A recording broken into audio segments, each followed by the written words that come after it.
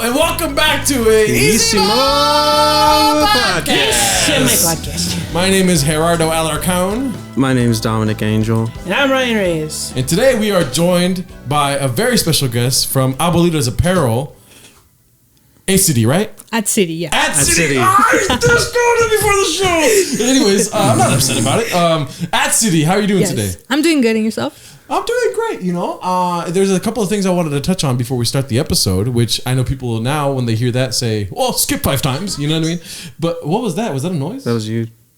Oh, Siri's trying to talk to me. Yeah. Not now, babe. Okay? It's because you said my name. It's like at City. Oh. That's how you remember at City. No, stop. Don't. It doesn't recognize our voices. Yeah, it shouldn't, but it does. And it longs for Ryan at night. It's like, hey Siri, like, hey, where's Ryan? Okay, not now, Siri. Anyways, I wanted to do a Patreon shout out for the Jaritos on our Patreon. It's the $20 tier. Go ahead and join us on Patreon. When we hit 100 patrons, we're doing a live show. Do you care? Find out now. Join us on Patreon. The shout out today is Alex Knotts, Angel Amesqua, Aparni Rani, Aztec God, Andy Bravo, Imperium Sloth, Izzy Sandoval, Jazz, Kareem, Luis Gomez, Daria, Nia Town, Calzone, Not Mitch, P-Dog, change your name, and Veronica Lopez, and the newest member, Yesenia O. Say hello to everyone. What's up happening? And thank you for joining. We have a $5 tier where you get a bonus episode every week and access to our Discord. Do yourself a favor and go join. And if you haven't already, please subscribe to our YouTube channel and follow us on Spotify. Rate and review on Apple Podcasts. And have a great day. And that's the podcast. I'm just kidding. How are we doing today, guys? Sorry. Doing good. Good. It's so hard to do the preamble and then be like, okay, let's fucking podcast. You know what I mean? Yeah, that should be its own episode. Yeah, right? Like, you just, and then attach it at the beginning of every episode. Who am I? I don't even know. Who made you? Who made me? So you're from ADELITA'S Apparel, right? At City? Yes. ADELITA'S. ADELITA'S. It's with a D or a B? With the D. Why is that? Well, Abuelitas would be grandma. Yeah, I know. That's what I'm saying. Grandma's clothes. I like grandma's clothes. So My grandma was very fashionable. Okay, let me tell you that. Okay, maybe she was burning bras in the 60s, but in the 2000s she was killing it. Okay. Were you wearing your grandma's clothes? Mainly her bras. But so why ADELITA'S? ADELITA'S, well, because my sister picked it, but it's because ADELITA'S are the women who were the guerrillas in the Mexican Revolution. Oh, not the Zapatistas. That's something else, right? The Yeah. guerrillas. Yeah, they were in the Mexican Revolution. So the women who went to be soldiers were called ADELITA'S. Oh, wow. ADELITA'S Apparel. So, do you guys have any kind of... Oh, yeah. So there's the name of it here on it's the beautiful shirt on Dominic's disgusting chest. Oh no! ADELITA'S Apparel here. I'm just kidding. Sorry. Get over here. I'm coming. Touch me. So... For the apparel, do you guys do any type of military fashion clothing or no? No. I want everyone to know here that I don't really know much about the thing, but I enjoy interviewing people also. Feel free to speak whenever. You got something right there. You were going to ask, so do you have guns? So that's my next question. Do you guys have ammunition? No, we can't. Oh, okay. No, me neither. So I reached out to At City on TikTok, which is where I found out about them. Right when we started popping off, I feel like there was a lot of crossover because that's when I started getting a lot on my timeline of like a lot of different Latino, Latinx, artists and stuff. And then your videos kept popping up on my feed, and like I went on the website, checked it out, ordered some shirts, and I love them. They're all fucking really cool designs, and like all of the stuff you all do at ADELITA'S is like really cool. They do stickers, hats. You make stuff for dogs. Yeah, that's awesome. You're like, you do too much. Yeah, we do everything, but I still see your stuff pop off because I think we have like a crossover too of followers because I think it's cool because they're always tagging each other. Yeah, and I'm like, oh, that's really cool that I see people like tagging us. I'm like, oh yeah, actually, I'm gonna go there, but I haven't told them because I'm like, this might be fun to like play around with. Yeah. That's what's up. So on TikTok, what do you do mainly? Mainly on TikTok. Well, yes. I do everything. So I shoot the videos and I post them. I do the letterings, everything. Yeah. But as far as like content goes, do you guys focus mainly on apparel or other matters? I think I think it's everything. So I do some stuff like when we have new drops, but I try to focus on just like what we do. Yeah. Just because I personally don't like seeing ads. So if I see someone trying to sell me something by force, I'm like, I don't want to see it. Yeah. But I try to show people like what we do as a family and also more political content, especially because there's a lot of differences on what people think that the undocumented community goes through versus what we actually want and go through. So we do some of that too. Okay, as far as undocumented, like DACA and whatnot, right? Well, not all undocumented people have DACA, so it'll be both. Yeah, okay. And what's I mean, we're really just jumping in here. What is the definition of somebody that is under DACA? So DACA, all it does is gives us a work permit and a social security number so that we could work, but that's pretty much it. Unfortunately, not a lot of people could qualify because it depends on your age and the time you came here. So, like, my parents can't have DACA because they didn't come here when they were young. So, DACA is deferred action for childhood arrivals. Oh. So, it's mostly for children, although most of us aren't kids anymore. Yeah. Yeah. And so, if you have a DACA, is that a route to get citizenship, or is that just a label that they put on you forever?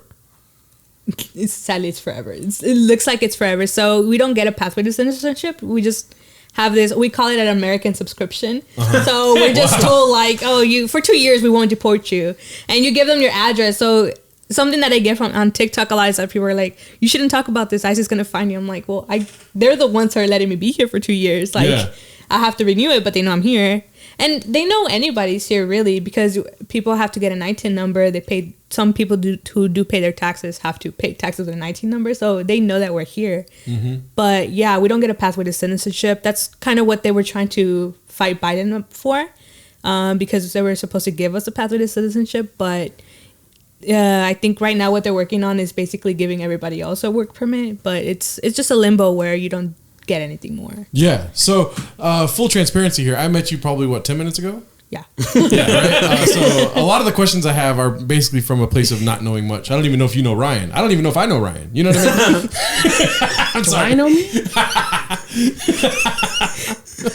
Who made you? Who made me? Now I'm back in a philosophy class. Yeah, exactly. So from that perspective here, first of all, at City, what kind of name is that? That's a good question. Actually, it means maíz, from what I've learned. So it's like corn? Yeah. What? And there's a video game where it's like the Queen of Sacrifice. So it depends on what you want it to be. Well, the Queen of Sacrifice? Yeah. Oh, jeez. What video game is that? I don't know. I don't know exactly what Do video game. people just like the video game? No, I searched it one time because everybody asked me what it means. I'm like, I don't know. So I Googled it and it popped up that it was the Queen of Sacrifice. I'm like, I'll take it out. I mean, I'd rather have the Queen of Sacrifice. You know what Gerardo means? No. Good with spear. You know what I'm saying? I never even touched a spear. The spears are cool. I guess, but He's not when you live in Alhambra. You know what I'm saying?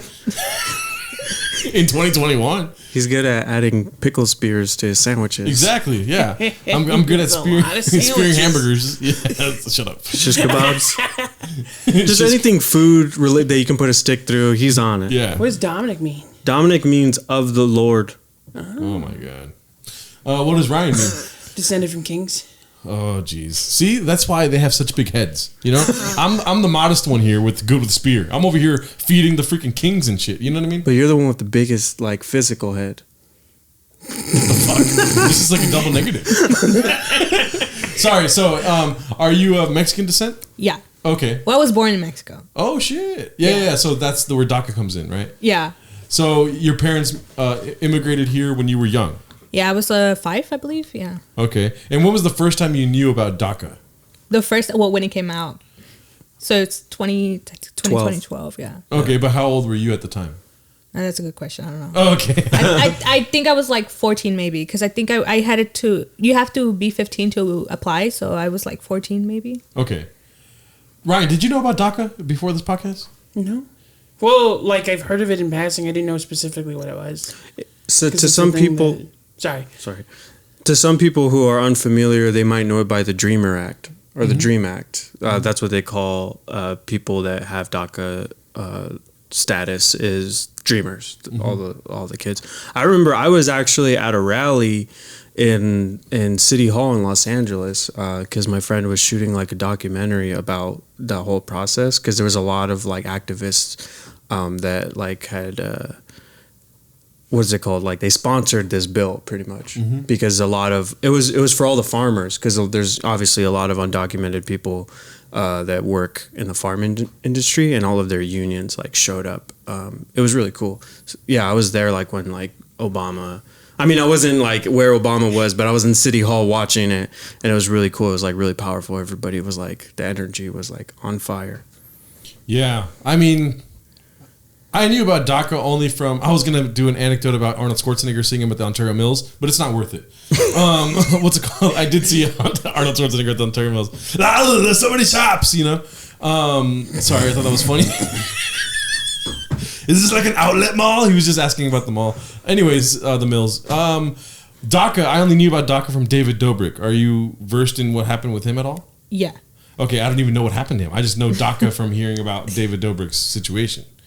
So it's basically from all child immigrants from other countries that aren't America. Well, some, not all child immigrants. Like there's other ones who didn't like get here on the specific time, and you also have to put paperwork that you were here when they announced that DACA was going to be here. So yeah, it's hard because a lot of people, like probably you don't have all these papers showing where you were at all the months of your childhood. Yeah. And we're supposed to have that to prove that we were here all those months. Yeah. So it depends on the people who were able to get it, and then I think it also depends on how you got here. It really depends on how the government feels about your paperwork. Yeah.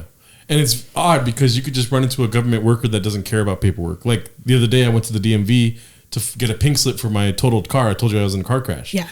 And to sell the car, I needed to get a pink slip. In order to get registration for the car, you need to show proof of insurance and whatnot, right? Or a smog check too. But since I just needed the pink slip, they just needed me to pay my registration. They just gave it to me right away. Like 100% registered car. No proof of insurance, no, you know, so like, it's weird how paperwork is just like, sometimes to be an inconvenience just for inconvenience sake. And other times it's just convenient to just put this like 3-week roadblock in my way of having to mail me my pink slip, you know. I hate paperwork is basically what I'm saying. Yeah, me too. Yeah. So I'm fortunate in that aspect of being born in America where I just hate paperwork. I can't imagine having to get like receipts of Pampers that my mom bought because I was this age being in America. You know what I mean? Or whatever the... Well, it sounds dumb like that, but people actually have been able to get DACA because they paid for the Six Flags membership. Wow. So it sounds dumb to say that it's because of the Pampers, but it could get to down to that. Exactly. Yeah. That's wild. But I could imagine those kind of receipts. Like my dad keeps Costco receipts from years ago because he's a jerk and he's going to return the stuff. You know what I mean? Like that's just how he is. He just knows the system, and if you're able to know what the system is, you're able to operate within that system. Just like me getting a credit card at 17 years old, and I have terrible credit now because I didn't know what credit was at the time. I thought it was free money. Still is, guys. You just can't buy anything else. Yeah, exactly. So now I'm fixing that, but now that I'm more aware of the system, I know what's in place to be either against me or for me, which also in the long run is just a lot of paperwork, and I hate that. I don't know. Did I speak prophetically right now or no? Prophetic. Okay. Give me a lot to think about. Save those receipts, everyone. Yeah, save your receipts. I buy Pampers to this day just because. Yeah. I mean, for us, like, luckily, everyone talks about how immigrant parents are hoarders. So my mom was not a hoarder, but she would, keep all of our certificates. And she wouldn't want to... We used to live with my grandma, and it was, like, too many people there. Mm-hmm. It was a duplex house, and the side of the house that I lived in, my uncle had, I think it's 6 kids. So we didn't really get along. So my mom would put us in summer school every year. So because we were in summer school, she was able to have that, prove that we had perfect attendance. And that's the only reason why we were able to get it. What was your experience before DACA, like living undocumented? Because I would assume those are your earliest memories as being in the United States. Yeah, well, the convenient thing about DACA coming out when I was about to go to college was that I didn't really have to deal with the fact that I didn't have papers because I didn't need to work, so I didn't need a social. But I think most of the tough thing, since I already knew I was undocumented when I got here, was the family portion of it. So it sucks to say, but a lot of family members will look down on you. So it's like you're like the underdog, and they would always try to like make you feel like you were less because they already know your story. So it was mostly that. For me, it was partially on top of that was that my first grade teacher was very abusive towards me because I was learning English and they were xenophobic. But other than that, I think that it was just that. And going to college, the hardest part was not being able to give myself the opportunity to like apply to these colleges that I wanted to go to. But I'm grateful that I didn't, just because I didn't have to have the disappointment of not being able to go. Oh, right. Yeah, because there was this college that was in New York. I don't remember which one it was, but I got accepted, but you are not seen as a student from the U.S. You're seen as a foreign student. Yeah. So your tuition triples. Yeah. And on top of that, yeah, it's beyond me because they send the package to your house and it's like, you clearly know I'm in LA. Yeah. And they would still like triple my tuition because I'm a foreign student since I don't have like citizenship here. But that was hard, but I ended up going to college here, and that wasn't so bad. Mm-hmm. Yeah, but it's mostly the familial part, because you're like, you're my family, you should be the one to not actually be like that towards me, but it happens like that. Yeah, I think that's just like I don't know, maybe I'm making a wild accusation here, but yeah, family is very hard on me, and I'm Mexican, so I don't know if that's like a relative thing to all Mexicans, but it's like unnecessarily so, you know, like I'm working on this solo thing for our Patreon, and I was talking about how my mom was not supportive of me doing comedy whatsoever, but then as soon as she sees like 1 inch of success, she tries to give me jokes, you know. Yeah, and it's like the most racist, absurd, homophobic jokes of all time, and it's just like not treated as something that's like from the masses because of how I feel like my mom interprets like what she sees me as, which is something I constantly struggle with, like my family's perception of who I am as a person. Yeah, well, I think it's different just because the career you're looking for is not a traditional career. Yes. Whereas what we were doing is not a career; it's an actual life place that we're put in. But even like that, like even with ADELITA'S, we had the same problem where like none of our family really like supported us until we started getting big, and it's like, oh, now you know me. Yeah. So we like sometimes we joke around like, oh, ahora sí tenemos familia, because everybody wants to show up, and oh, that's my cousin, that's this. It's like, oh, now you show up. Yeah. So the family that like there was family that was already here that they have citizenship, that they were the ones that were like looking down on you. Yeah, I believe we're the only undocumented family. So it's like just me, my siblings, my parents, and my 2 tias. But, well, at the time, one of my aunts was undocumented. Now they have citizenship, but that's a whole other issue. But it's still like a problem where just... My mom always tells this story about how we went to an aunt's house. When we just arrived, we were going from an uncle's house to another uncle's house until we ended up at my grandma's house. And my mom always talks about how one of my tias were like, oh, they need to shower because, you know, we're dirty. And it's just like, you know, just because because we're undocumented. And it's just crazy because you're like, now we see them and they talk to us. And at least for me, I just find it so crazy that my parents could like be civil. Like I'm civil too, just because it's not, you know, at the end of the day, I'm like, I have to. But to me, it's sad that your own family takes advantage of you and will put you down just because of status. Yeah. So with ADELITA'S Apparel, what year was it founded in? We started in 2017. Damn. Yeah. I did think of a question. Well, because you had mentioned earlier, I think before the podcast, that you majored in, what was it, philosophy and political science? Yeah. What got you into apparel? Well, I needed to pay for college. I needed to pay for books, yeah. So we were selling clothes. My sister was selling vintage clothes, so like all the old school clothes, and then I used to sell band shirts. So that was fun because I used to... so the same person who screen prints our shirts now is the same person I used to work with when I was back in like middle school, high school, and beginning of college. And I used to sell the shirts for like $15 because you would get them online for $25. So I was like, all right, I sell them for $15 and I'll sell them fast because everybody sees that it's like half the price.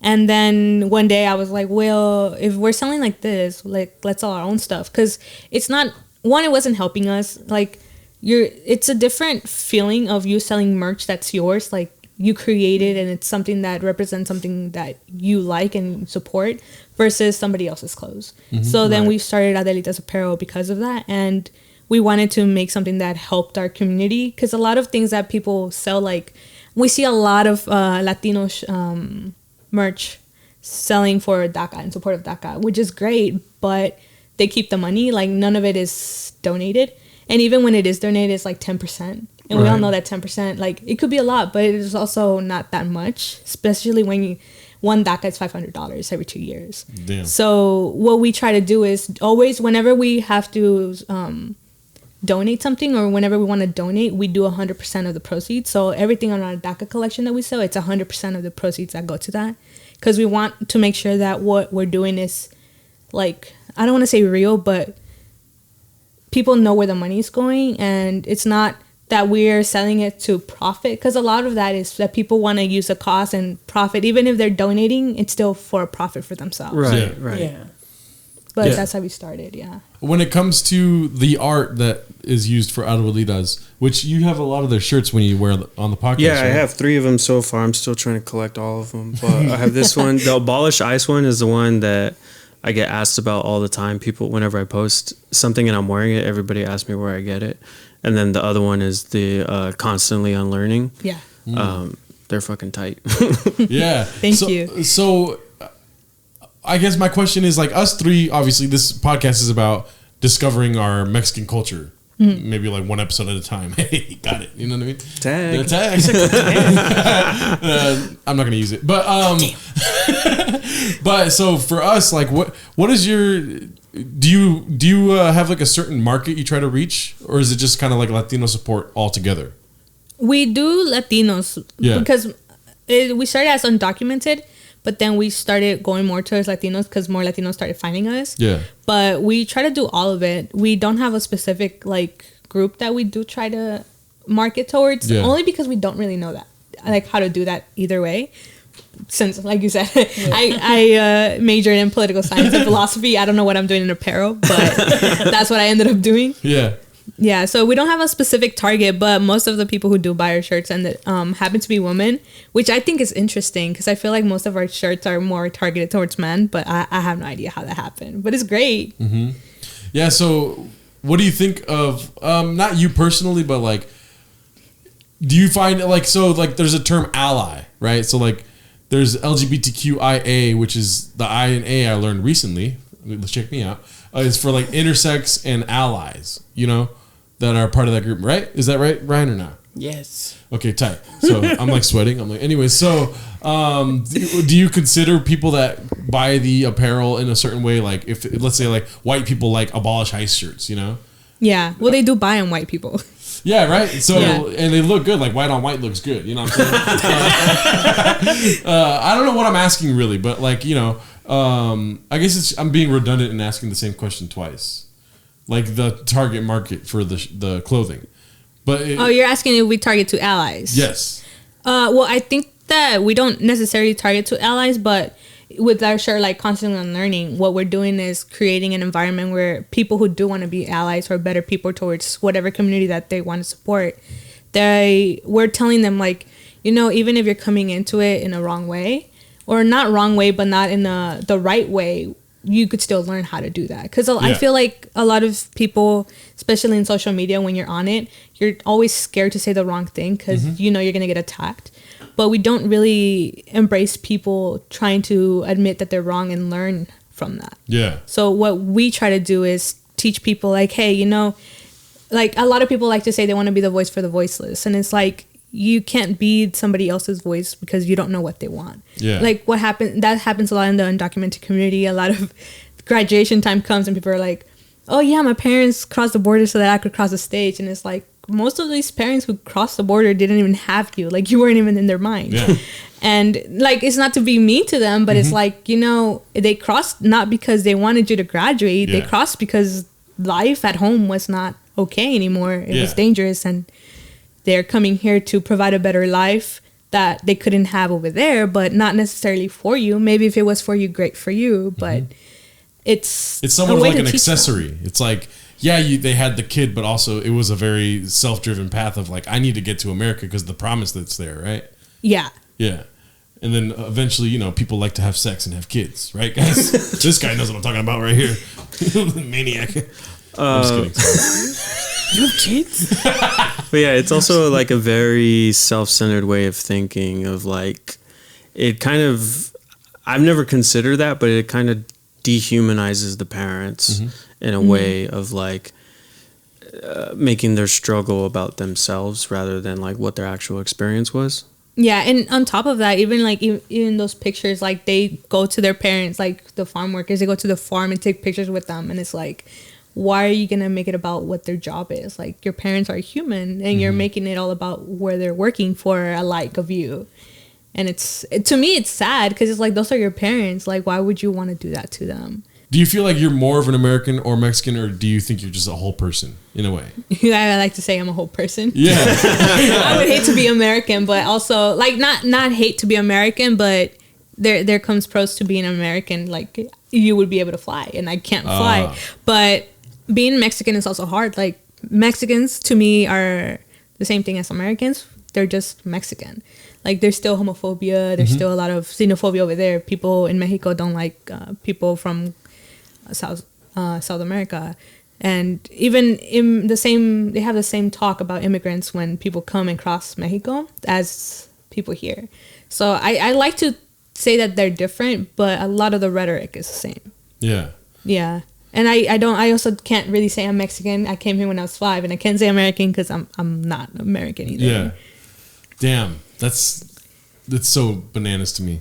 What was before DACA? Like, so if people were born in America, weren't they considered to be American citizens? Or I guess if like, let's say like my dad crossed the border when he was 5 years old, but back in like the 70s, you know, what are you considered then? Do you have any idea? Just undocumented. Okay. Yeah, like right now it's just dreamers just because of DACA, but there's still a lot of people who don't have DACA can qualify. So people are just undocumented. Yeah. And even with DACA, we're still undocumented. Like we don't get a citizen, we don't get anything. We just get permissions to work. So in theory, we're just like also slaves. Yeah, that's so crazy. You know, is there still like minimum wage laws that apply to DACA holders? Well, yeah. So the only reason why we get to get paid like all that is just because we now have a social. So that's the only reason why they have to pay us. Yeah. The amount. Because they have to put it through the Social Security. But when you don't have that, that's when it gets all iffy. Wow. If you're on DACA and you go to like apply at a job, do you have to put it down, or is that social just like you can just use that social that they give you and no questions asked? You give your social. I think when it gets troublesome is when your social doesn't expire, but your work permit expires. Oh. Yeah. So, but I don't think you have to disclose that to your employer. I think you just have to disclose it to like HR. I've never really had a job. Right. Like I only had work study. Because thankfully I was working on ADELITA'S when I graduated. So as soon as I graduated, I was doing this full time. But I know when I was working at school, I just had to go every time I renewed it. I had to go and like tell them, hey, you know, it expired. Here's my card. But sometimes they wouldn't even check that. Like a lot of jobs don't check that.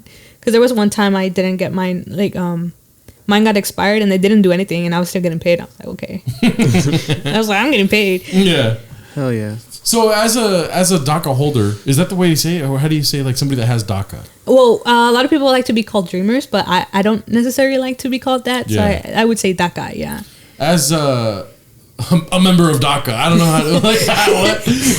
It's an American subscriber. Yeah, as an American subscriber, I like that way better. Do you have aspirations of becoming an American citizen? That's a tough question Yeah. because like I think my only inspiration is just so that I could be able to fix my parents and so that I could be able to travel. But other than that, like it's a tough situation just because I also feel like there's, you know, it's like you're in a bad relationship with America where it's like, I'm only going to give you a little bit, but I'm just going to keep abusing you and making you feel like you're not worth it. But I don't necessarily wake up and I'm like, I wish I was an American citizen. Yeah. Like, not unless I have an opportunity that I'm like, damn, I can't do it because I don't have papers. But that's pretty much it. It's just, I kind of wish we could all just be global citizens in a way that we don't need citizenship.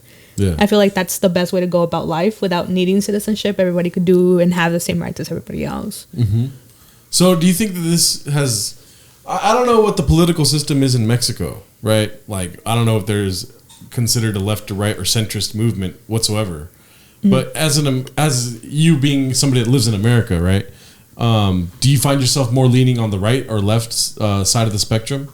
Well, I can't really be a Republican. Yeah. But I'm more left leaning. Yeah. Okay. So that's why I'm asking. Like, I see somewhat of the red devil on the right side too, but I consider myself to be more moderate. You know, like the red devil meaning I feel like evil and corruption comes more from the right side. But that could just be Gerardo. I mean, I have stupid thoughts all day. I think about farts half of my time. You know what I mean? Yeah. So that's coming from my perspective. So just let everyone know. But I see things in that way too. But I also see some values on the red side that are valuable. Like I hate guns, but I wish I could just have one. You know, like I want the opportunity to have one at all times. You know. And growing up, I had certain views about abortion that I don't still have today. You know. Mm-hmm. But I think these are the points that make me kind of like a moderate in a way. But with your experience through the DACA program, do you find that it has pushed you more to one side or the other? Well, I think with DACA, I just realized that they're both the same person. Mm-hmm. Like Trump will say, not Trump, but the Republicans would say that they don't want DACA, but then the Democrats will say they do want it, but they don't actually take the steps to fix it. Yeah. So at the end of the day, they both have promises that they don't. It's political parties. They don't really care as long as they get paid. Yeah. But I mean, personally, I don't really belong to a political party. One, I can't vote. And two, I just start realizing that whichever political party wins, my life is still in danger because not only am I undocumented, but I'm also a woman. So whoever wins, my privacy, my rights are still going to be taken away whichever way. Mm-hmm. Yeah, it seems like the Democrats, or whoever, the pro sponsors of DACA, they want it, but they also, as a compromise, have to make it super difficult for you to obtain, as a compromise to people on the right that don't want it at all. Yeah, but sometimes it's a compromise, but I also feel like there's many times there have been in the power of doing something when they're like, we're not going to do it. Right. Because they also have to secure, their next presidency, the next time they have to vote. So they push it off to then and then don't do anything. Yeah, it's very upsetting. Keep in mind, I'm learning all this right now. Do you have something to say, Ryan? No, yeah, I was just saying that was a really good way of putting it. Of if they follow through with all their promises, then they have nothing left to promise. Yeah. That makes yikes. Yeah, it's very upsetting because you're here. You had to go through all this work to prove that you were here at a certain age, and you still don't have the ability to, all these things that will make you feel more accepted by Americans are taken away from you in a way. And you're not allowed to fly. You have to stay in one spot, but you're allowed to work. You can work in that one spot. Yeah. You know what I mean? It's you can work, but you're not going to be able to, if you want to go back to your home country, you can't do it. What? You can't even go visit? No, we could only travel within the U.S. So only people with DACA, you could only travel within the U.S. And it's still kind of iffy. How do they get away with this? How is that possible? Well, because we pay to get a work permit. That's really it. Yeah. That is crazy. It's like being held prisoner. Yeah. Literally. That's what it is. That's what it is. Because also, if you think about it, all we get is a work permit. So it's not like we're getting a big change. And a lot of people see DACA as you get more stability because now you get to work and you don't have to worry about getting a fake social or all these work rights. But at the end of the day, there was a thing that research done that shows that after the first year of you having DACA, your anxiety gets worse and your stability gets worse because now you have the worry of having to pay for your DACA because once you fall out of status, you're I might get deported now. And now that they have on paper where you're at and all this stuff, and now it puts a bigger target on your head if you're unable to keep up that status renewal. Yeah, and another thing is that they tell us that they won't deport us until our DACA's expired, but there's a lot of people who still get deported even with DACA too. So really? Yeah. So it's not even protecting you? Not really. I think if you're more politically active, it's more of a bigger target on your back because they're oh, well, you don't even have papers. We could just deport you. But yeah, I've had friends who got deported who were talking against ICE and they had DACA and it was well. Wow. I mean, I didn't know anything about this before this. And how many? Do you know like the numbers of people that are under DACA? Not exactly. I remember it was like 800,000, but I believe it went down by a lot, especially because COVID, people couldn't pay for their DACA renewal. Yeah. And with COVID, were you eligible for unemployment? I don't know. Yeah. Okay. You didn't probably have to worry about that. Yeah. Yeah. I mean, I graduated and I was like, I'm not even going to look, because another thing that happens is that they're like, oh, you can't apply to DACA because you got this like help from the government back in this day. So a lot of us don't try to even see we have that help, just because it's like, well, if not even just DACA, but if there's ever a reform or a chance to get citizenship, how much will that affect me? Yeah, they really limit the benefits that you can qualify for. I mean, I know that Ryan had issues with that too, with like... Oh, yeah. It's hard to apply for disability benefits because they have to have like a specific... Basically, you have to prove that your disability hinders you physically in your everyday life to the point where you need assistance. Yeah. So, like... Literally, I joke that I'm autistic enough to acknowledge I'm autistic, but not enough to legally get benefits from the state of California. Because we went to specialists. It was verified by 3 different professional specialists who specifically study autism that I am autistic. I am on the spectrum.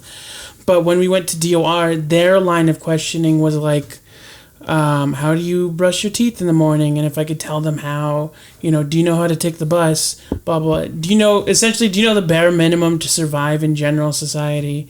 Then no, we can't help you with like other things that you do have trouble with, like knowing how to do taxes, knowing where to go on the bus and stuff like that. It's just like, I don't know, everything that it seems like everything that is a benefit, you have to prove that you're worthy of help, essentially. Yeah. Well, it's also like a misconception of what a disability is. Like, people want you to be almost strapped into your bed so they could tell you, like, oh, I actually can't move. But it's a whole government thing, too. Like, having to prove that hey, I actually have this form, especially with disabilities that are not, like, visible. Mm-hmm. People are like, well, I see you're perfectly fine. You could work. Yeah, it's also even if you could get verified for benefits, if you later on you improve because of the benefits, and for some reason you have to renew it or something, like you change states or something, now that you're doing better, you are no longer like debilitated enough to require the exact same amount of benefits. Like, a friend of mine on TikTok, we were mutuals, but I can't remember their username because they changed it recently, but they were like... the exact same thing happened to them where because of their therapy, they like were able to cope with a lot of things they had issues with before, like a lot of tics and stuff. So now that they don't have those tics anymore, they're seen as like almost like cured, so they no longer can get the insurance necessary for the therapy that was helping them.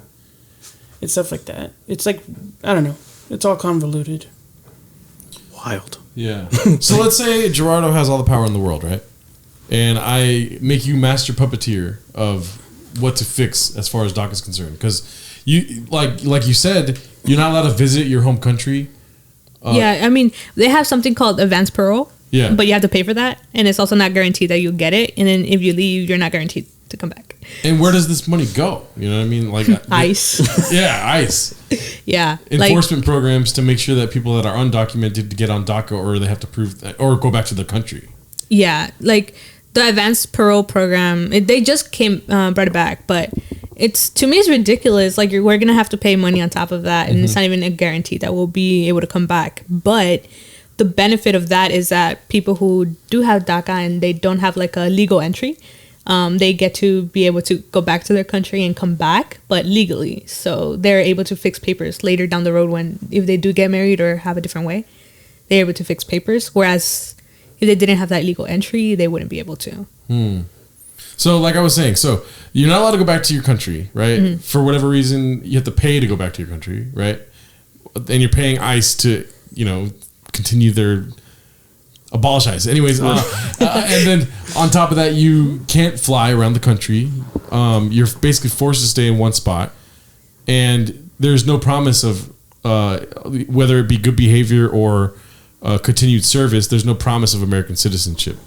So how does this get fixed? Like, I don't know if like on a systematic level or on what policies are in place that DACA exists. How do you make it better? Well, I think, well, see, personally, I would just take citizenship off, but that's not something you could do. Oh, yeah, so the world citizenship type. Yeah, just because we're also like, with DACA, we're telling people, okay, well, you're the immigrant that should stay here, whereas this other immigrant should go back to their country. Mm-hmm. And regardless of us fixing DACA and making it available for people to get, you're still going to tell other people, like, you're putting an immigrant and choosing who is better than the other one. Yeah. So however you fix DACA, it'll still be that situation. So it's hard because you could also say, okay, let's take DACA off if that's the problem, but then you're gonna have a whole population of undocumented people who now don't have the rights that they used to have with DACA, and you also have the people who just need something better, a better life. So it's hard to actually fix it. Whereas when we could just not have citizenship. Yeah. Wow, it's crazy to me. I mean, citizenship, I'm sure, like, now that you're talking about all this stuff, like, it's like a thing that sounds obvious, but it's like, to somebody with DACA, like, citizenship probably seems like a really dumb thing that people, like, it's like a construct that people live with. Mm-hmm. I don't know. It feels really silly to me. I'm sure, like, that's why you're saying, like, it should just be global citizenship because I'm here being constructive and like contributing to society. Yeah, I mean, even if we're not contributing, I don't think people should be able to tell somebody else like, hey, you actually don't belong here. You're not doing this for us. You're not doing anything. Like, yeah, right. It's so crazy to me how the DACA policy really mirrors like American stereotypes of Latinos, especially Mexicanos, of like they're just here to steal our jobs. Go back to your country. All these pronounced stereotypes through maybe like the middle America, white America, and how it's like kind of written in policy. You're not allowed to, I don't know, you're expected to work 80 hours a week and to pay the government everything that you have, Mm-hmm. I don't know. Does that make sense? Well, I think it's because they did this great job at painting us as children. Yeah. And maybe at the time when they passed it, we were children, and it's like, oh, these poor children. But even in that rhetoric, you're saying, oh, it's not their fault, it's their parents' fault. They're the criminals. Yeah. And that same thing happened. They tried to pass DAPA, which was basically DACA for the parents. Mm-hmm. And they didn't pass it for that same reason, because you can't pass something when you already criminalized that person you're trying to give DACA to. Yeah. But it's a terrible situation anyway, but I think, like you said, it's not that citizenship is silly. I just think we are in a very interesting place in the world where there's ownership of land, and not even us are in a land that pertains to us. So why are we going to give citizenship to people and say like, oh, you're the one who belongs here and you're not the one who belongs here? Right. Mm. Like, what gives them the right to pick and choose who belongs? And even when people are talking like for DACA, they're like, oh, but they're paying taxes. They're our doctors, our lawyers. But that doesn't mean that we're more worthy of something or more human than somebody else who probably didn't go to college because they couldn't pay that tuition, or somebody who doesn't pay taxes, because how are you going to make somebody pay taxes when they're getting way underpaid by cleaning houses? Yeah. There's like this thing about like American policies that always ties back to like economics, which is like they try to quantify your value as a human being, like based off of how much taxes you're able to contribute, or how much like money you're able to spend. Because it's like all of those things that you're saying is right. Like it would still be wrong to say that about somebody that is a citizen. It's out of anybody's control, like where they're born, and we would treat those people that are citizens like if they're less than, because I mean there's like a huge movement for like workers' rights in this country going on right now, and like the people that are working in fast food, like they deserve the same amount of respect as a doctor or as a CEO of something, because they're just as human. Yeah. Well, we're taught to value people as based on how much they give us instead of valuing a person just for who they are. I think that's also part of the fast food problem. Like, a lot of people don't really care who that person is. They just want their stuff. And if you don't do it right, that's your fault, even though it's like human error. But we're also in a society where we want everything fast. We like TikTok. The reason TikTok is going fast is because the content is short and fast. A lot of people don't want to listen to like 20 minutes of something else when you could get all of it in 7 seconds. But we don't learn to value people. And that's the hard part, because even people who value immigrants don't really value them for who they are. Their first reaction is, oh, well, they're the ones who pick up our food. So if they're not doing the job, then who else will be? But everything that they're saying is like, oh, they're the only people who are in the most terrible situation where that's what they're going to do. Right. Yeah. Yeah, like me, listen, I'm a comedian, right? Like, I'm not smart. I'm not smart at all to anyone listening, right? But I do have a problem with like pushing socialist values on something that I'm a part of, right? But I also think that because people will argue that, you know, socialism or communism hasn't been done correctly, or Marxism, all these things, right? I'm an idiot too, by the way. I'm a comedian. I'm not looking for a joke here. I'm just wanted to be known that I don't know what I'm talking about at the same time. But I do believe that it's the same can be said for capitalism, right? We put value on things that maybe aren't as valuable as we think, right? Like people that are investors into companies, they don't do any physical work. Why do we value money more than somebody's day-to-day work, you know, or everyday livelihood?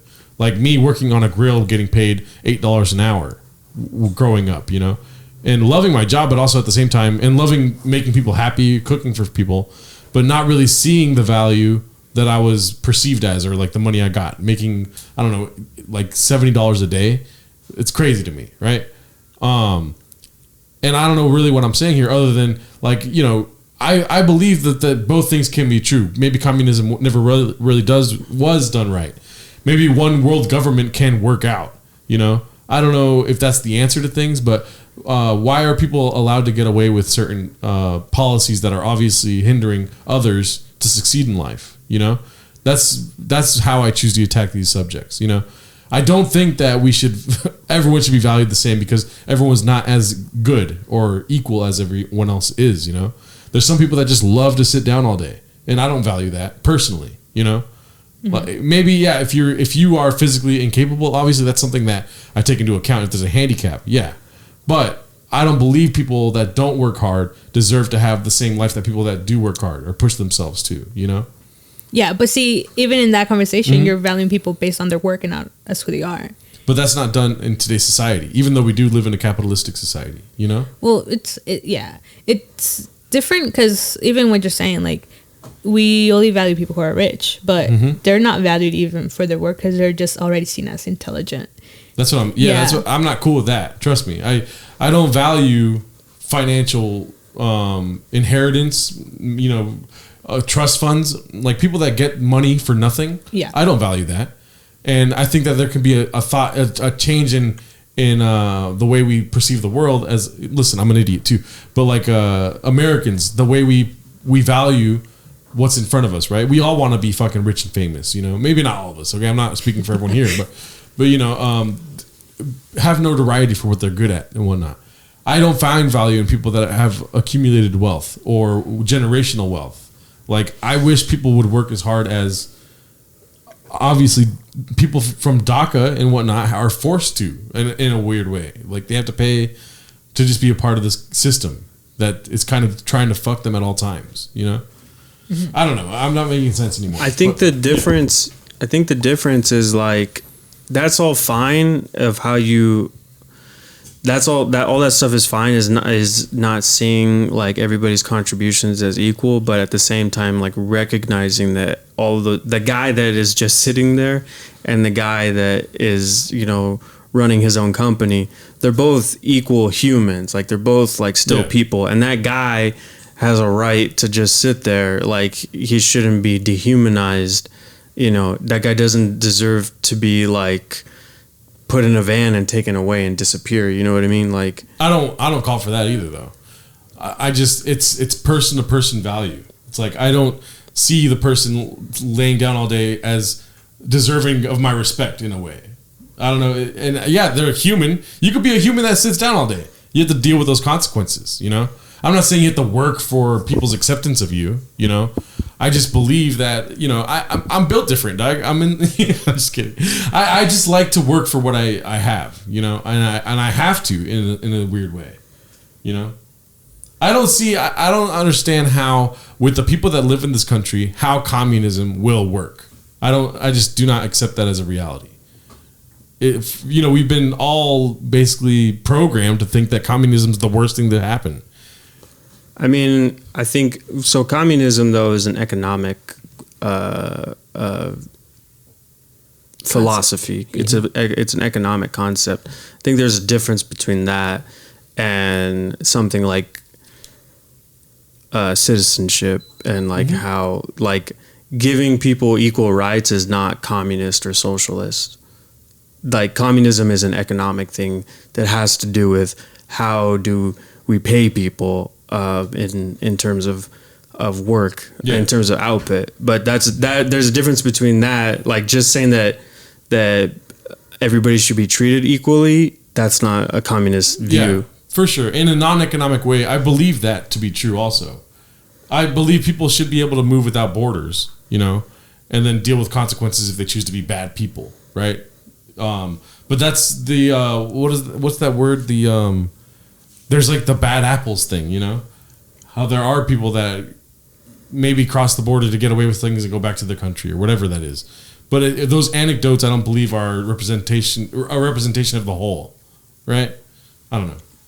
Maybe I derailed the conversation. I apologize for that. But I did hear socialist values being promoted on the podcast, which I'm not okay with. For the most part. But okay, so your problem with that would be that you don't want the bad people to get anything.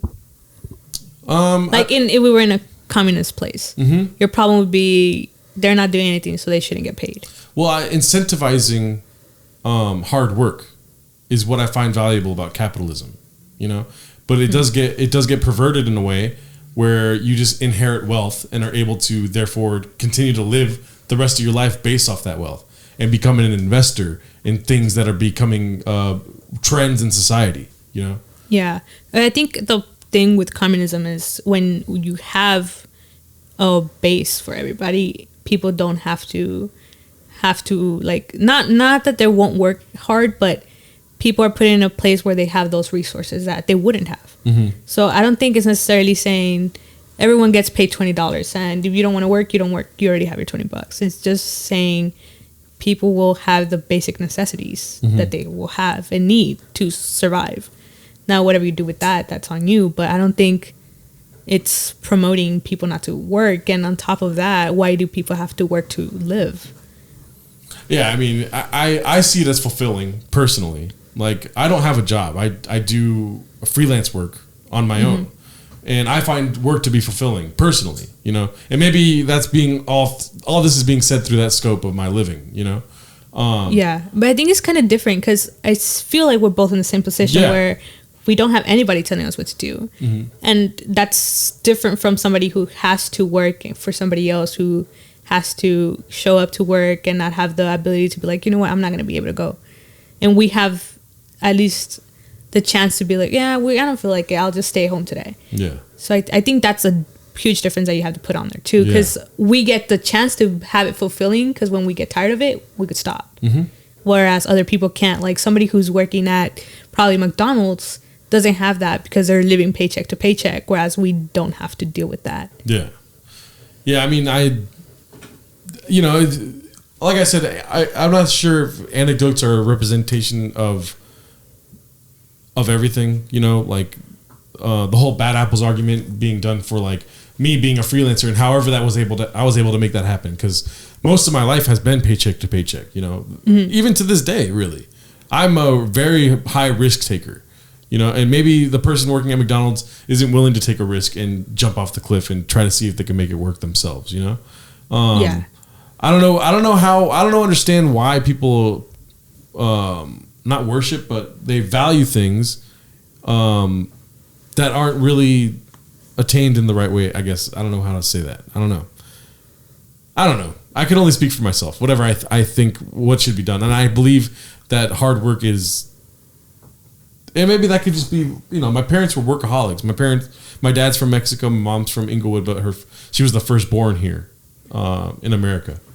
And coming from them, they were both very hard workers. My mom was selling like Xerox machines, and my dad was a chip bagger. And coming from that perspective, I have always known hard work to be the answer. Yeah, I mean, I'm understanding your point. It's like, but I just feel like what you're not getting is that you have the choice to do that, whereas other people don't have the choice. Because I don't know what you do as freelancing, but like for me, I strip on the side. I'm just kidding. Some people can strip, I wouldn't want to take off my clothes. I wouldn't be able to strip, so that wouldn't be an option for me. But like for me, I sell online. Somebody else, like let's say my aunt wouldn't be able to do that because she doesn't have the resources. She doesn't have a laptop. She doesn't have the resources to understand how to work an online store, how to make their own website. So they're stuck in that position because they don't know how to do that. And you know how to work your cameras, you know how to work this. That already puts you on a position where you could actually do that as freelance without having to have a job that pays way less than that. Yeah. So that's what I'm saying. Like, yes, work could be fulfilling, but if you're doing something you actually like and you have the ability to do that because you already have that knowledge and the equipment. And if you didn't have that, you probably wouldn't be in that position. True. Yeah, I agree. I mean, there's like a thing where people have said, like, if somebody's working 40 hours a week of their life, like, they should be able to pay for rent and, like, live without having to struggle. Like, struggle doesn't incentivize people to work harder. The people that are struggling are already working hard. They're struggling. So, like, that would be giving more people opportunities to pursue put that energy into something that they love. Yeah, I mean, that's basically, I mean, where I came from as far as working. Like, I worked in production, and I was tired of working 70 to 80 hours a week for somebody else that, when I could do basically what I tried to do, the loss of sleep and everything, like the insecurity that I had about it. I don't know if that's gone yet. Like, I had trouble sleeping. Like I told you this morning, or when you got here, I slept at 6:30 at night and woke up at 10:30. It's just like a lot of, financial insecurity, all these risks that I take, but I choose to do so because I believe in my own work ethic and that I'll make it out somewhere. Yeah, but you were already working in production. You were already getting paid more than somebody else. I was. Well, but you weren't getting paid like somebody who had to sell hot dogs in the street. I was, though. You were getting paid the same? Yeah, I was getting paid low because I didn't have any experience going into production. Oh, okay. So I worked for 3 years at a low pay, working those hours in order to keep up my money, And yes, I did see, maybe some financial incentives that people in the position don't get to see. But it wasn't anywhere where my, what is it called? My knowledge of the equipment and everything was at that time. So I decided to leave, Yeah. But yeah, I started at $11 or $10 an hour in production. Yeah, but I still find like that's still a different type of job though. Yeah. Because like I think we're always told that we need to work hard and the best thing to do is, hustle. But even then, like for me, I don't like when people are like, "Oh, well, I love your hustle," because you're telling people like, "Yeah, I'm glad that you're struggling because you're getting there, you're getting where you want to be." But it's like, why do we have to struggle? Like we could all just not have to live in a position where we don't get what we need. Like, yeah, it sucks in whichever way you put it. Yeah, true. I agree. It does suck. I don't think it. I have a weird view on everything. I'm a comedian. I make people laugh. Sometimes you guys don't laugh ever. I'm just kidding. But yeah. So this is where this is all coming from too. I'm just somebody that wishes to make people laugh for a living, and that's obviously not attainable to a lot of people, especially maybe people that have DACA and whatnot, right? Or even like you said, like the hot dog lady outside of Staples Center. Those things. I live in a privileged life, and I'm fully aware of that. Yeah. And I wish to take it I wish to take it to the nth degree. I'm willing to be an example to people that they can do the things that I do, Where was I trying to go with this? Oh, fuck. I had a fucking route I was going down.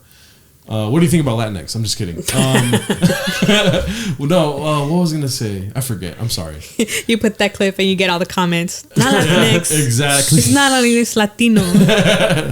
That's funny. I mean, again, this is an interesting conversation, and I'm not upset about it. I think it is a different conversation than like not that we can't talk about these things and that like all that you're able to talk about is DACA, but I just mean to say that is like those are kind of two different points, like citizenship versus like an economic policy.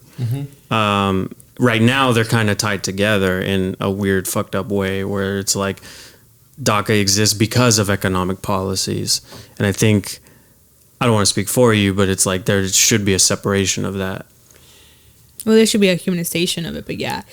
But it's unfortunately where we're put at. But I feel like even the economic part of it, it's not like being undocumented and having to work hard. It's two separate things because citizenship or not, you're still getting fucked over. Yes. It's like when people ask why people have to care about ICE, it's like, well, you as a citizen could still get deported. It's just you're not like people don't know that, but it's like you should care not because you're not undocumented, but because it's a human right issue. Yeah. Yeah, there should be a distinction between the adequate reward to adequate effort, and just acknowledging somebody's right to exist. Yeah, I agree with all those things. Yeah. I would rather a different perspective be presented also. So I'm willing to be that person that takes that role, but I do fear socialist values. Like I don't find myself to be on that side of things. So I'm just trying to serve a purpose here. Sorry. I just don't get what scares you from socialism. Really, just I don't want to live in a world where I'm dictated what to do. Or I'm automatically valued, as opposed to a capitalist system where it incentivizes greatness. In my opinion, maybe that's wrong. No, I was just interested. Because I was like, I'm not understanding your fear. Yeah, I would say to that, not specifically in opposition, but more to like there are certain aspects of it where that shouldn't have to require that amount of incentive. Like there are examples of capitalistic, democratic societies that still provide those things and function not perfectly, but function better than America. Like I've mentioned before, in a lot of places in the Netherlands and like Northern Europe, they do provide healthcare for free, and they do provide like certain resources. Just there's certain whole and like cities and countries that just give people Wi-Fi and stuff like that, and they have like the lowest homeless rates, they have the lowest unemployed rates because of that, and they're still considered capitalist and democratic. They just provide those things so that anyone can function and have the same opportunity. Yeah, I do believe that it will evolve, like the standard of living will evolve, but I don't believe that should be because listen, privatized what is it called, commerce or whatever, that's how you get innovation, when things are not subsidized by the government. When the government has no say in things, when there's smaller government, you get more innovation. But the government already subsidizes things in capitalism. But I wouldn't say they subsidize the salad days of those things. They do when it's becoming successful. And then obviously it's now a thing, and now the government chooses to be on that side. But, I think like little things here and there will create something that's what's it called? I just said the word innovation. In different inventions, whatever. America thrived off of capitalism for so long, and we created so many different things. Obviously, I told you before. I think capitalism is perverted now, where it's just this generational wealth being overlapped into obscurity. And I don't really know. I don't know what else to say about it. Do you guys hate me right now? Oh, no, I don't hate you. I definitely see what you're saying, but I also think like if you see that it's working for someone else, and on your side you're saying that maybe this isn't necessarily what you're saying, but like if it's a point of view where you don't trust your government to have that amount of responsibility, then that says more about your current state of government than it does the idea that you're contemplating. Like that says more about whether or not you trust your own government than it does about whether or not that idea would work, because there are examples that it does work. And so I would argue that that's still kind of part of what needs to change. Is, and for me, what I think would help is just more, awareness and communication between the two ideologies, between the government and its citizenship. That idea of checks and balances has kind of been manipulated from its original conception to just be like, it's there, but it's, things like... well, it's been politicized, the concept of checks and balances. Yeah, exactly. It's like, if it's not your job to be involved with that, then there's just this idea that's been created where then you shouldn't have to, or that you don't want to. It's like made to look boring or unimportant, and it's not. An example I just saw, I forget her name, but she's like a popular district attorney who someone that has an entire TikTok page to her clips of her arguing these ideas. And she was I forget what the court case was, but it's a recent scandal having to do with Facebook. This was right before they changed their name to whatever it's called, Meta something. Mm-hmm. And she was talking to Zuckerberg, and she was asking about the policies that affected the election and people's... there was no checks and balances to the amount of information any political supporters of Facebook were allowed to provide for Facebook. Essentially, what she argued, and what he didn't have the information to argue back for, which is kind of a big deal as the CEO of this thing, was... potentially someone could literally just purposefully spread misinformation and target that to specific people. Theoretically, I want to say that, allegedly, theoretically, for example, a Republican who's donating or investor in Facebook could provide misinformation about the dates in which somebody had to go in to vote, and specifically target the ad that had that information to constituents that would have otherwise voted Democratic. And it's stuff like that that's been manipulated, and there's no checks and balances for that. And that in that aspect comes not only from the people in charge, but on some small part from the people that not have the ability to change those things, but more that just accept those as the reality. There are some things that we can just choose as a group, as one, to just not accept anymore, and sometimes we just don't. Because of, the fear that the other change won't work and then we'll be worse than we were. Mm-hmm. Do you guys have anything to say? No, that was AOC, right? I think so. Yes. Yeah. I can't remember the name. I don't know where I heard this from, but I don't believe that, especially with the information age and everything that we have now, everything that's led up to this moment today, 2021, I don't think that government is the answer for everything. Yeah. Government's perception, the perception of government now, maybe it's from the loss of intelligence in general population, but the perception of government now is that they're going to open the door to the next future that we're going to live in. When we are realizing that we have that power ourselves. We do have to live within these constructs of government, and I am asking that we do change those things. I'm not saying that I'm happy with how things are now, trust me. I do support capitalism more so than communism, only because I could see success through capitalism.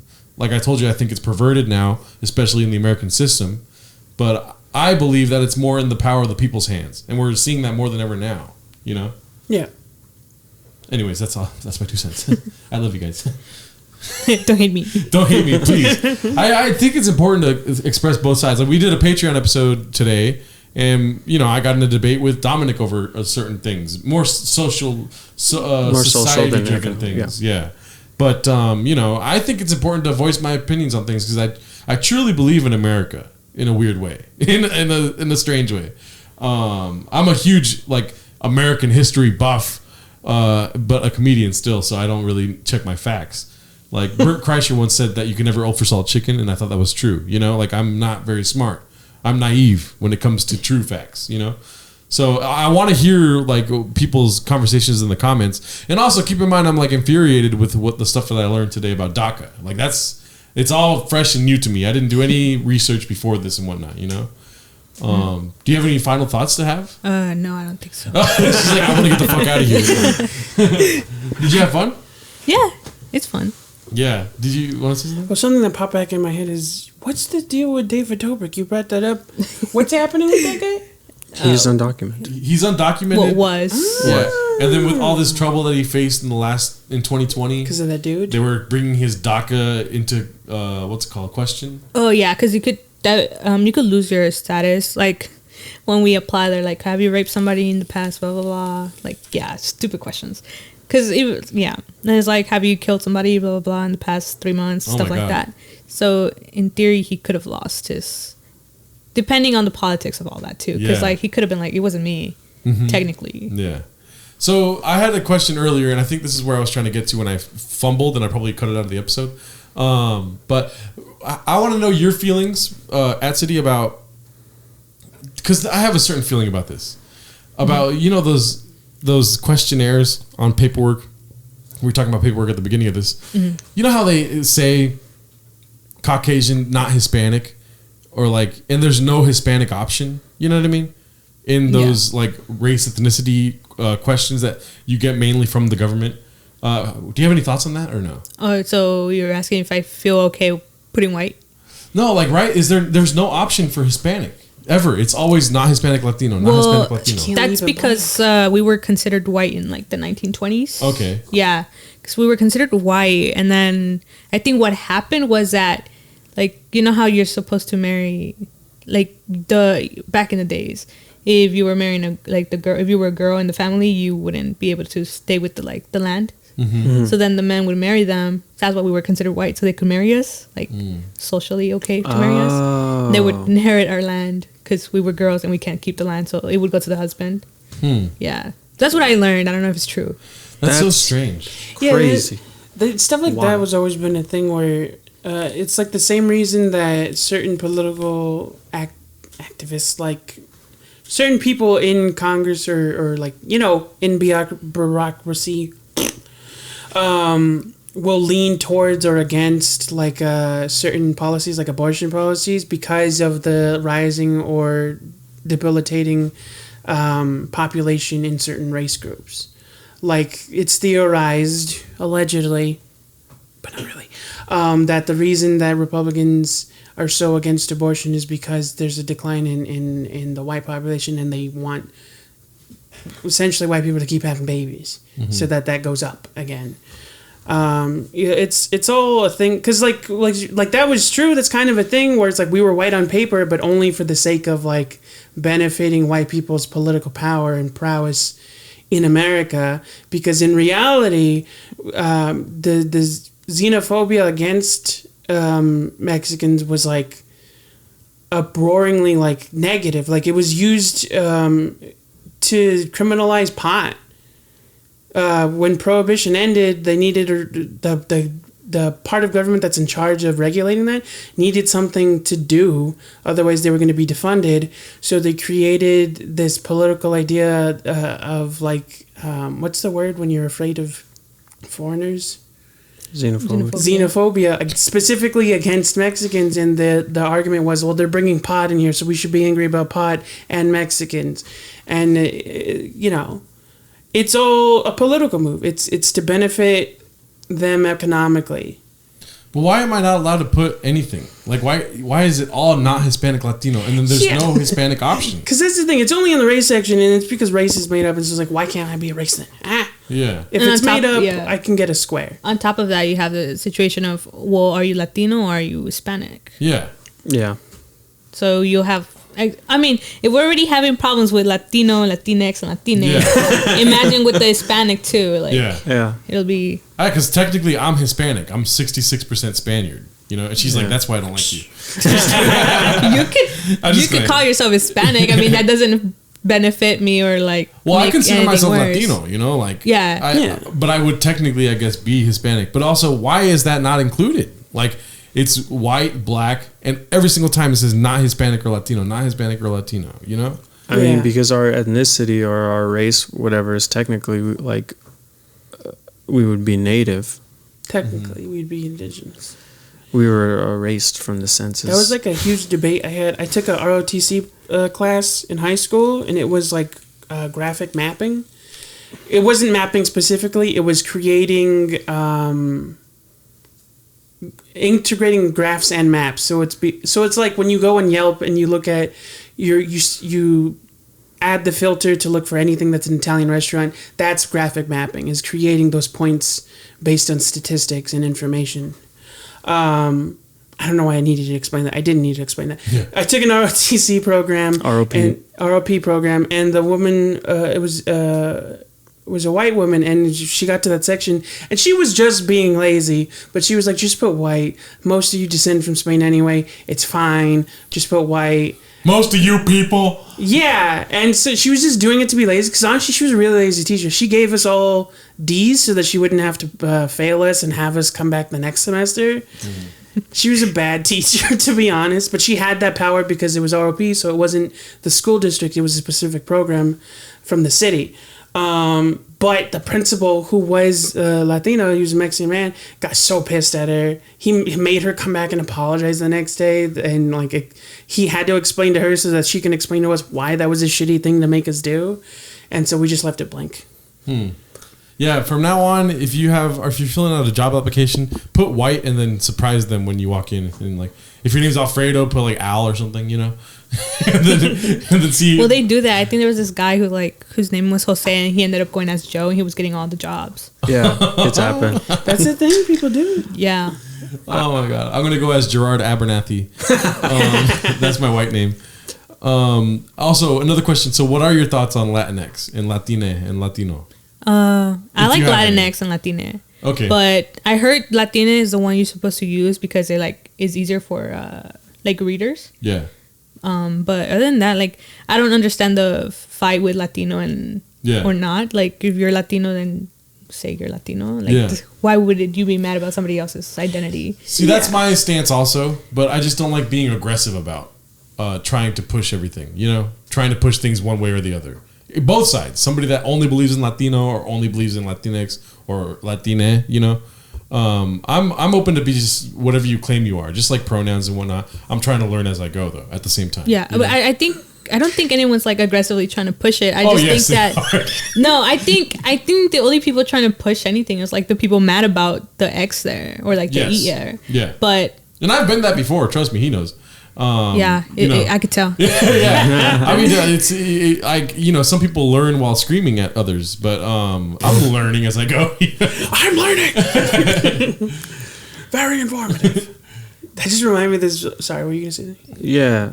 Who designs your guys's for your clothes and your stickers and stuff? It depends. Mostly me. Yeah. Oh, really? Yeah. Did you do any graphic design or anything, or you just picked it up as you? I would just sit in. So my school, I went to Mount St. Mary's University, and there's one by USC, but there's two campuses, and one's by USC, the other one's by UCLA. Mm-hmm. So I had to take a shuttle. It was an hour, 30 to an hour, right, to go to the other campus. So I would just sit there and draw my phone.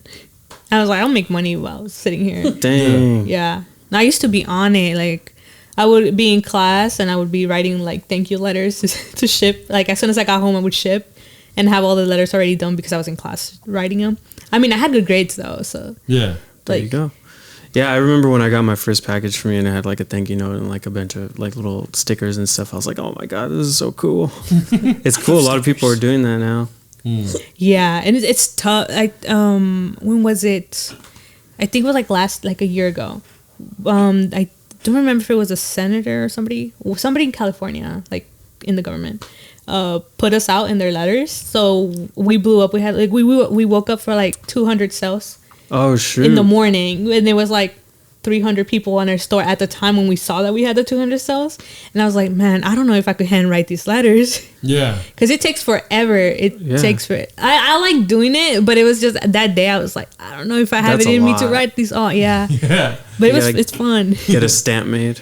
Yeah. But I just feel it's not personal. When you get something that's stamped, you're oh, they stamped it. Yeah. It's not so special. Yeah. Anyone can stamp something. Yeah. Yeah. That's awesome, though. I mean, that's what a good problem to have. Yeah. At that time, it was really good. Yeah, yeah. Because we were just starting out too. Like it was like peak Corona, so it was like perfect. So I'm like, I do not have to get a job. Yeah, That's awesome. Yeah, I was like, I really do not want to get a job. What do you find is the hardest thing about having an apparel company?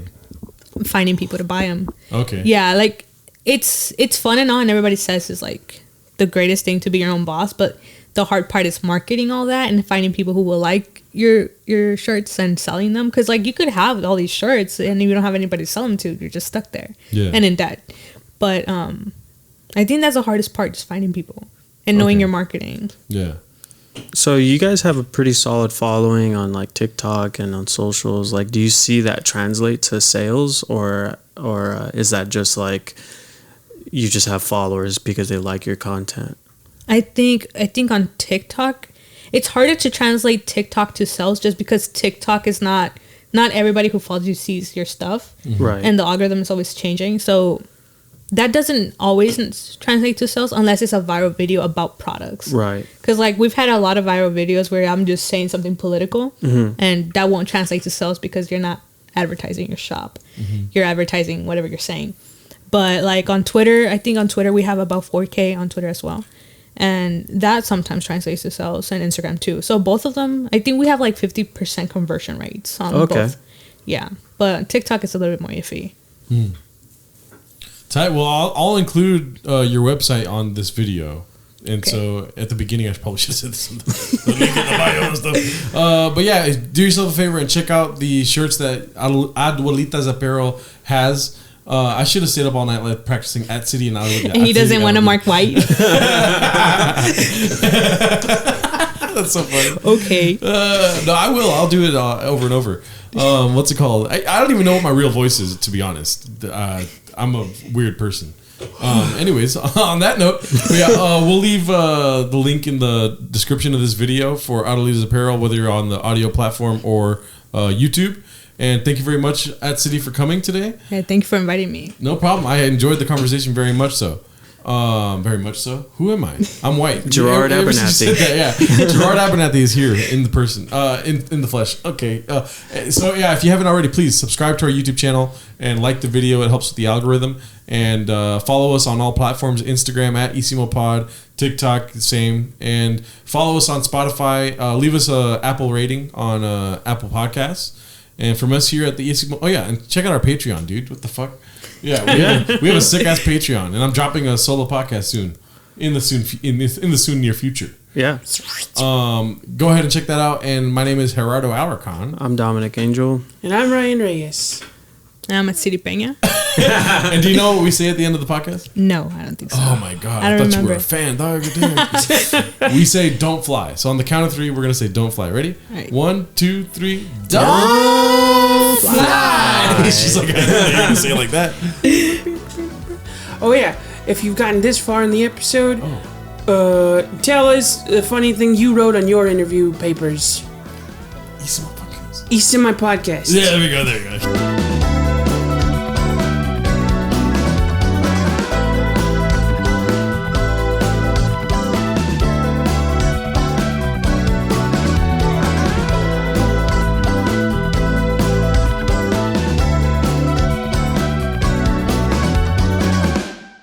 Yeah. Wait, you were on the news, we were right? on Univision, and they were like, "All right, be ready." And my sister and I were just like, it's actually really scary. Yeah, because you don't know what you're going on, and when you go on, it just feels like it's quick too. Yeah, and then they just expect you to like be ready for anything. Yeah.